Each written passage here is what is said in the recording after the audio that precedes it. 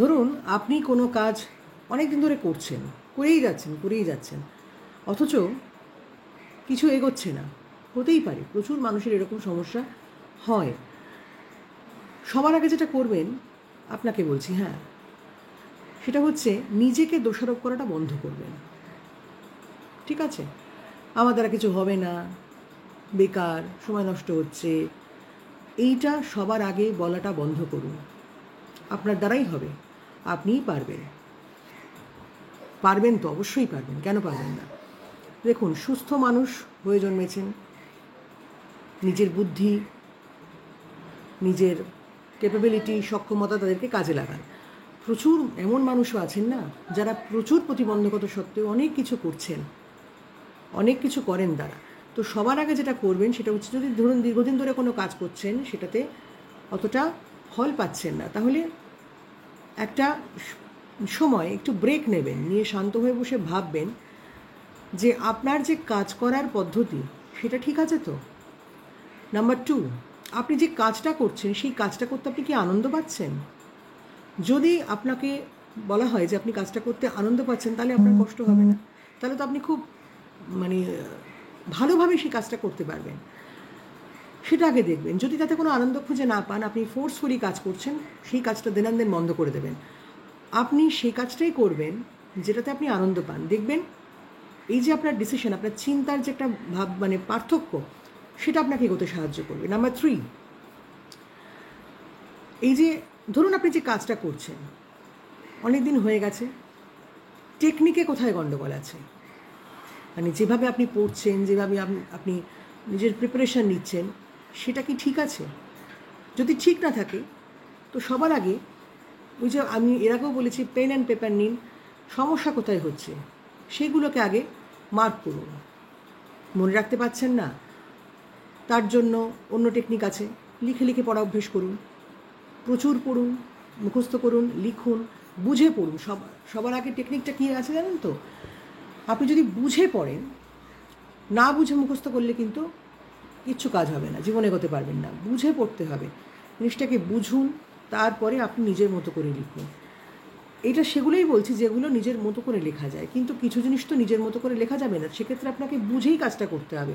বুঝবেন, বুঝে সেই জিনিসটা অ্যাপ্লাই করবেন, তারপরে কাজ হবে। এরকম প্রচুর সাবজেক্ট আছে, তো সবটাই আপনাকে বসে ঠিক করতে হবে, নিজেকে নিয়ে ভাবতে হবে। ব্রেক নিন, নিজের মাইন্ডটা ফ্রেশ করতে হবে। দীর্ঘদিন ধরে কাজ করে যাচ্ছেন, বিরক্ত লাগছে, ভাল লাগছে না, হতেই পারে। আপনি তো একটা মানুষ, আপনি তো রোবট নন। তো সবার আগে সেটা ভাবতে হবে যে একটু ব্রেক নিন, ব্রেক নিয়ে নিজেকে একটু শান্ত করুন, বসুন, আগে নিজেকে নিয়ে ভাবুন। দেখবেন আস্তে আস্তে সমস্ত সমস্যার সমাধান হয়ে যাবে, আর এত অস্থিরতা হলে চলবে না। আপনারা ভাবেন তো যে খুব সহজে সাফল্য আসে? একদম নয়। আমি এর আগে একটা ভিডিও বানিয়েছি, একজন আইপিএস অফিসারের কথা বলেছি, তার দারিদ্রতা, তার সীমাবদ্ধতা, সে কি প্রচুর কষ্ট করে দাঁড়িয়েছে নিজে, এগুলো সমস্ত ইন্সপিরেশন, তাহলে সেই ভিডিওটা দেখবেন।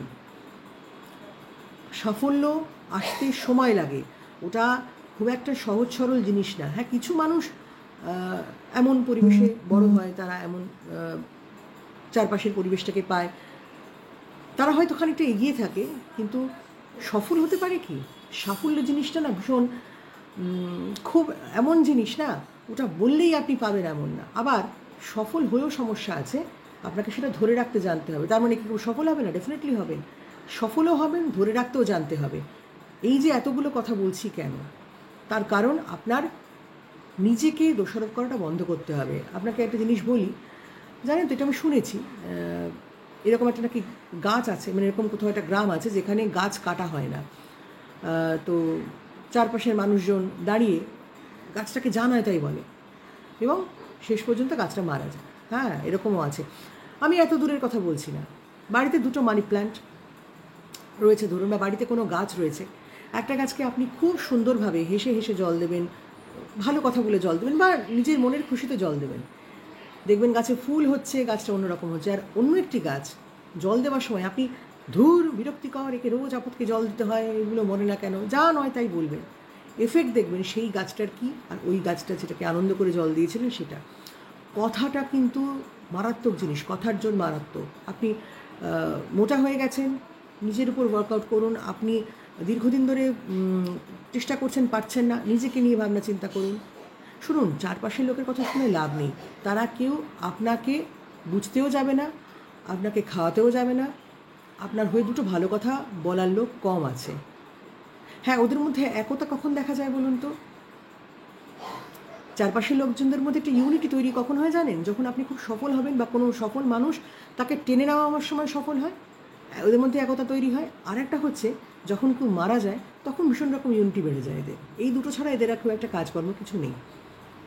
কাজেই নিজের কথা নিজেকে ভাবতে হবে। নিজেকে দোষারোপ করবেন না, নিজেকে নিয়ে ভাবনা চিন্তা করুন, ঠিক এগোবেন। এই না এগোনোর কী আছে? মানুষ তো, যে কাজ করতে ভালো লাগে, যে কাজে আপনি মোটিভেশন পাচ্ছেন, আর সেলফ মোটিভেশন দরকার। কেউ এসে বলে দিয়ে যাবে না, আপনার কাজটা কেউ করে দিয়ে যাবে না, ওটা আপনাকেই করতে হবে। So do that. ভালো থাকুন।